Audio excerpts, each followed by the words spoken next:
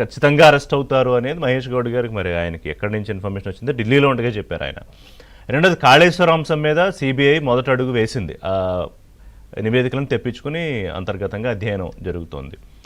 ఇదే టైంలో దీంట్లో పొలిటికల్ ఏంటంటే కిషన్ రెడ్డి గారు అంటే దీనికోసం అన్నారో ఇంకో సందర్భంలో అన్నారో కానీ మేము బీఆర్ఎస్తో కాదు అసలు ఏ పార్టీతోనే కలము, బీఆర్ఎస్ బీజేపీ అని ఊరికే పొద్దున్న లేస్తే రేవంత్ రెడ్డి గారు అంటారు.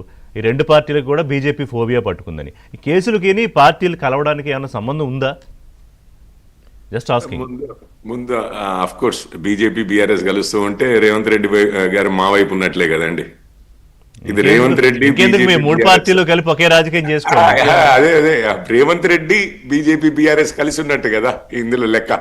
లేకపోతే వారికి అగేన్స్ట్ గా ఉన్న కేసు కాంగ్రెస్ చేతిలో ఉన్నదాన్ని తీసి బీజేపీ చేతిలో ఎందుకు పెడతారు? ఒకవేళ బీజేపీ బీఆర్ఎస్ కలిసి ఉన్నాయని వారికి తెలిస్తే వారు కూడా మాతో పాటు మూడో కాళ్ళు ఉంటేనే ఈ స్టూల్ నిలబడుతోందండి.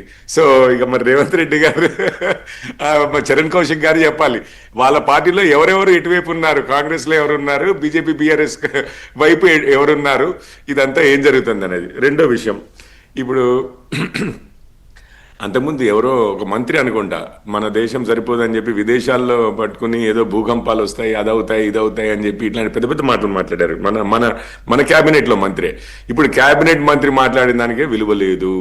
ఇప్పుడు అసలు క్యాబినెట్ లో లేని వ్యక్తులు మాట్లాడుతున్నారు. ఈ రోజు అరెస్ట్ అవుతారు, రేపు అరెస్ట్ అవుతారు. తెలంగాణలో మాట్లాడితే ఇంకా అసలు ఎవడు నవ్విపోతారేమో అని చెప్పి ఢిల్లీలో మాట్లాడుతున్నట్టున్నారు. ఏముందండి, ఇప్పటికి 100 సార్లు చెప్పారు.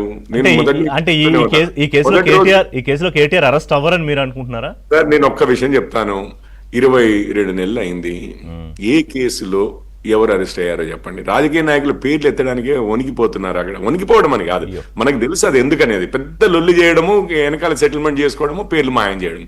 ఇది మీరు ఏ విషయం తీసుకోండి, ఇప్పటి వరకు ఏ విషయం తీసుకోండి, అది కాళేశ్వరం విషయంలో మంచిగా 22 నెలలు అటు ఇటు తత్సారం చేసి ఎవిడెన్స్లు ఏమన్నా ఉంటే ఎట్లా అడ్జస్ట్ చేయాలో అవన్నీ చూసుకున్న తర్వాతనే కదా ఇప్పుడు ఏం అవసరం కాంగ్రెస్ పార్టీకి అడ్జస్ట్మెంట్లు సెటిల్మెంట్లు అవసరం ఏంటి బీఆర్ఎస్ తో?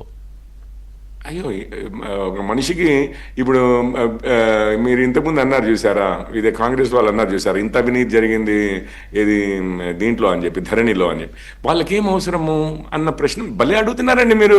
రాజకీయ నాయకులకి సెటిల్మెంట్లు పైసలు ఎందుకు అవసరము అని అడుగుతున్నారా మీరు? అయ్యో, ఇప్పుడు వాళ్ళే చెప్పారు కాంగ్రెస్ వాళ్ళు లక్షల కోట్లు తిన్నారు, వేల కోట్లు తిన్నారు అని చెప్పి. బీజేపీ చేసుకుంటే కాంగ్రెస్ ని పడగొట్టి అధికారంలోకి రావాలి. ఇప్పుడు కాంగ్రెస్ వారు ఇప్పుడు వారే చెప్పారు, మొదటి నుంచి ఏం చెప్పారు, లక్షల కోట్లు సంపాదించారు, వేల కోట్లు సంపాదించారు. పోనీ ధరణి కానివ్వండి, కాళేశ్వరం కానివ్వండి, ఇంకేదన్నా అసలు ఫోన్ ట్యాపింగ్ వాడింది కూడా ఈవెన్ బిజినెస్ వాళ్ళని కూడా వదలకుండా బ్లాక్ మెయిల్ చేసి డబ్బులు సంపాదించారన్నారు. ఇప్పుడు ఆ డబ్బులు సంపాదించేదాన్ని తీసుకొచ్చి ఖజానాలోకి తీసుకొద్దామా వీళ్ళందరినీ జైల్లో పెట్టి, లేకపోతే మన సొంత జేబుల్లోకి తీసుకుందామా అని కాంగ్రెస్ వాళ్ళకి ఇది ఉండదా?